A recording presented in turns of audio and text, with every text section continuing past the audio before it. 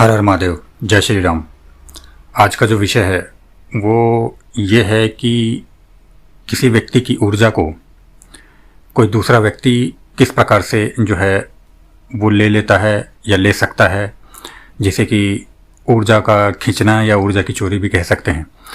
तो ये किस प्रकार से होता है, और इस वीडियो में मैं आपको ये बताऊंगा कि जिन व्यक्तियों के साथ यदि ऐसा होता है, उनकी ऊर्जा जो है वो शरीर से बाहर कोई खींचने की कोशिश करता है, तो उन्हें किस प्रकार से ये पता चल सकता है कि उनकी ऊर्जा को कोई खींच रहा है या उसकी जो है वो, जिसे आप सामान्य भाषा में कहते हैं कि चोरी हो सकती है या हो रही है, वो हो जाती है।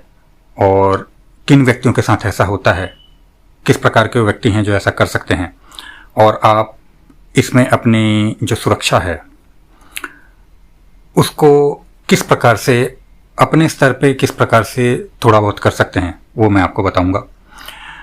तो मैं इस वीडियो को शुरू करता हूं। देखिए, होता क्या है कि हमारा जो शरीर है, पहले तो आप इस बात को समझिए कि ये शरीर देखने में शरीर लगता है, परंतु एक यंत्र है जिसमें कि ऊर्जा का जो है वो निरंतर आदान और प्रदान हो रहा है, ब्रह्मांडीय ऊर्जाओं का। तो ऊर्जाएं आ भी रही हैं और आपके शरीर से निकल भी रही हैं, ठीक है। अब जब तंत्र होता है, तंत्र के यदि कोई विषय है तो उसकी तो बात ही हटा दीजिए। मैं इस वीडियो में तंत्र के विषय की बात नहीं करूंगा। तो तंत्र का यदि जब विषय होता है या किसी के साथ में कोई जब शक्ति लग जाती है, चिपक जाती है, भेज दी जाती है, तो जब तक वो शक्ति रहती है वो तो ऊर्जाएं निरंतर, मतलब उसका जो है वो सूंघती रहती हैं, वो तो एक अलग विषय है। इस वीडियो का जो विषय वो है कि व्यक्ति विशेष यदि करता है ऐसा तो कैसे कर सकता है और किन व्यक्तियों के साथ ऐसे होता है। तो देखिए, यदि कोई व्यक्ति तंत्र क्षेत्र के अंदर रह के ऐसे करता है किसी दूसरे व्यक्ति के साथ, तो वो एक दूसरा प्रकरण है और उसमें उस व्यक्ति का ज्ञानी होना चाहिए, और वो विभिन्न प्रकार से सामने वाले की ऊर्जाओं को छिन्न भिन्न कर सकता है, खींच सकता है ना। तो ये दो चीज़ें तो हो गई। ये तंत्र क्षेत्र वाला जो है ये इस वीडियो का उद्देश्य नहीं है। अब मैं आपको बताता हूँ कि जो सामान्य व्यक्ति हैं, सामान्य व्यक्तियों के साथ में ऐसा जब होता है और कोई सामान्य स्तर पे कोई व्यक्ति ऐसा करता है जाने अनजाने में, तो किस प्रकार से होता है। देखिए, जब भी कोई व्यक्ति किसी ऐसे व्यक्ति के संपर्क में आता है कि जिसका कि शरीर ही ऐसा बना हुआ है कि सामने वाली की ऊर्जाओं को अवशोषित कर सकता है, तो उसकी ऊर्जाएं जाने अनजाने में खींचने लगती हैं। कैसे, मैं आप लोगों को बताता हूँ। पूरी वीडियो देखिएगा तो आप बात समझ में आ जाएगी आप लोगों को।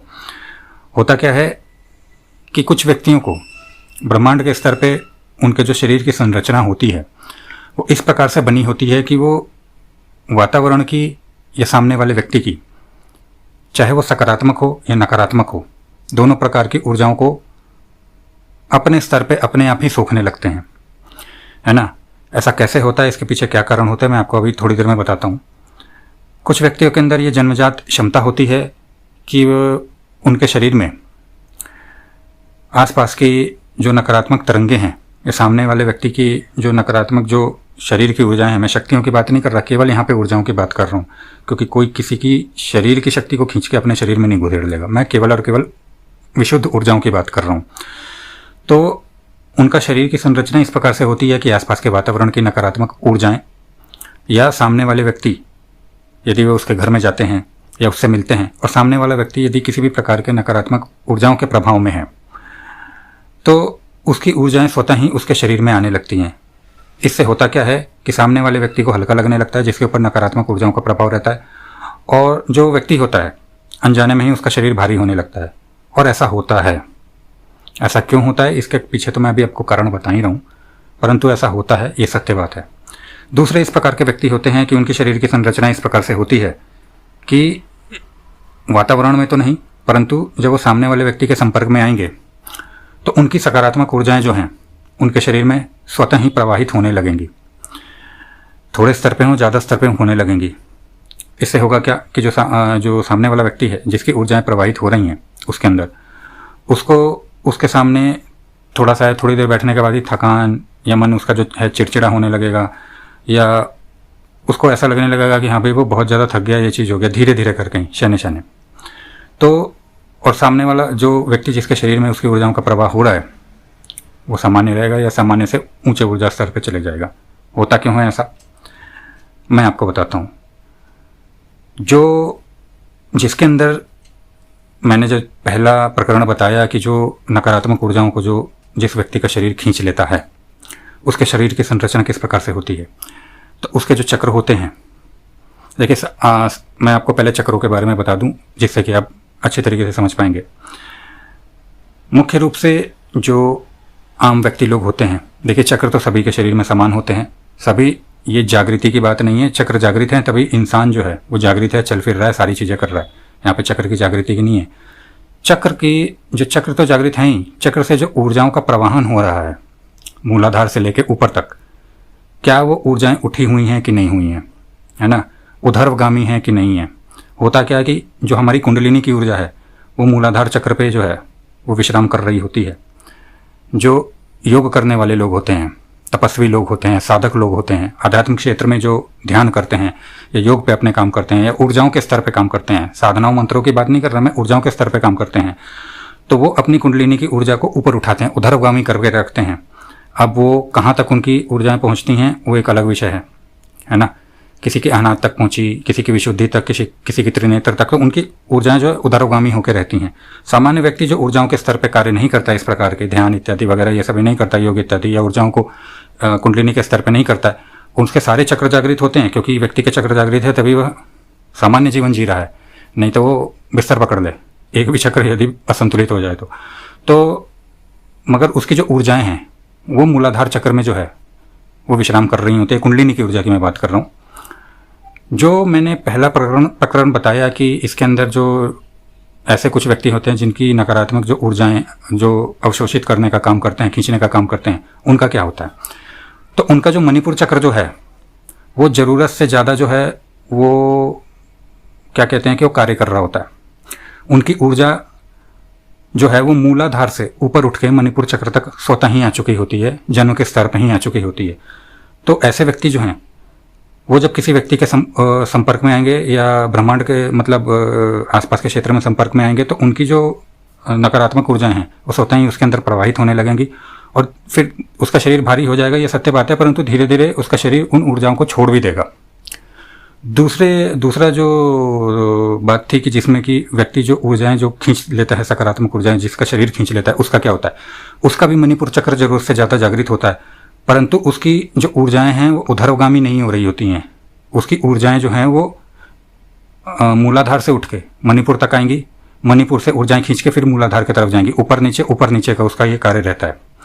तो इसीलिए पहले वाले के उसमें ऊर्ध्वगामी होती हैं जो मणिपुर तक खींच लेती हैं, मणिपुर से खींच के शरीर से छोड़ देंगी।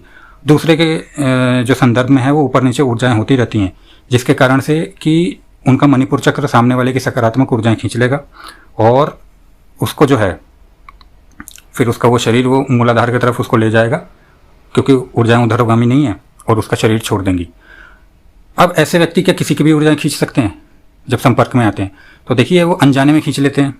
कई लोगों को यदि इसका आभास हो जाता है कि उनका शरीर इस प्रकार से कार्य करता है तो जानबूझ के भी खींचते हैं, परंतु क्या वो हर किसी की ऊर्जाएं खींच लेते हैं या खींच सकते हैं? उत्तर है बिल्कुल नहीं। जैसा मैंने आपको बताया वो उन्हीं की ऊर्जाएं उनका शरीर खींच सकता है, किसी भी प्रकार की, चाहे नकारात्मक चाहे सकारात्मक। जिसकी कुंडलिनी जो है वो मणिपुर को पार नहीं कर गई है या कुंडलिनी की जो ऊर्जा है वो मूलाधार चक्र तक ही सुषुप्त अवस्था में पड़ी हुई है ना। सामान्य जनमानस की मैं बात कर रहा हूँ। उन्हीं की ऊर्जाएं जो हैं उनका शरीर जो है अवशोषित कर सकता है। जिस किसी व्यक्ति की भी कुंडलिनी की ऊर्जा जो है वो मूलाधार से ऊपर उठते हुए मणिपुर पार करते हुए ऊपर की तरफ उठ गई है, उनकी ना वो सकारात्मक ऊर्जा खींच सकते हैं, नकारात्मक ऊर्जा खींच सकते हैं। ये सीधी सी और सत्य बात है। अब क्या जो व्यक्ति हैं जिनकी कुंडलिनी की ऊर्जाएं जो ऊपर ऊर्ध्वगामी नहीं हुई हैं, यानी कि मूलाधार चक्र पे ही सुषुप्त अवस्था में पड़ी हुई हैं, जो ध्यान इत्यादि या ऊर्जाओं को ऊर्ध्वगामी करने का प्रयास नहीं करते हैं, तो क्या वो अपनी ऊर्जाओं के इस संरक्षण के लिए कुछ नहीं कर सकते? बिल्कुल कर सकते हैं, आप बिल्कुल कर सकते हैं।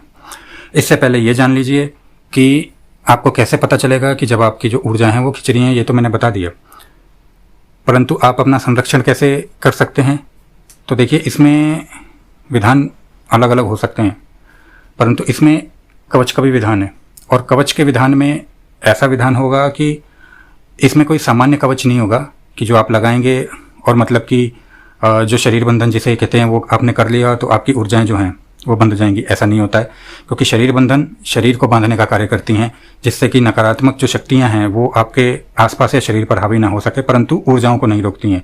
इनके लिए अलग प्रकार से जो हैं वो कवच इत्यादि जो है वो तैयार किए जाते हैं, जिसमें कि धारण करने के बाद में आपको पता चल जाएगा और आपकी ऊर्जाएं खींचेंगे नहीं। कैसे, मैं आपको ये बता रहा हूँ कि ऐसा कोई व्यक्ति यदि आपके संपर्क में आएगा और उसका शरीर आपकी ऊर्जाओं को खींचने की चेष्टा करेगा, या वो जानबूझ के करे अनजाने में करे, तो जो आपका कवच है वो क्योंकि आपकी ऊर्जा की सुरक्षा कर रहा है, तो आपको होगा क्या कि आपका जो शरीर है वो ज़रूरत से ज़्यादा गर्म होने लगेगा, है ना। अचानक ही आप लोगों के शरीर में जो है गर्मी बढ़ जाएगी। क्यों? क्योंकि ऊर्जाएं आपके शरीर से बाहर खींचने या जाने की चेष्टा कर रही हैं और आपका कवच उन्हें रोकने की चेष्टा कर रहा है।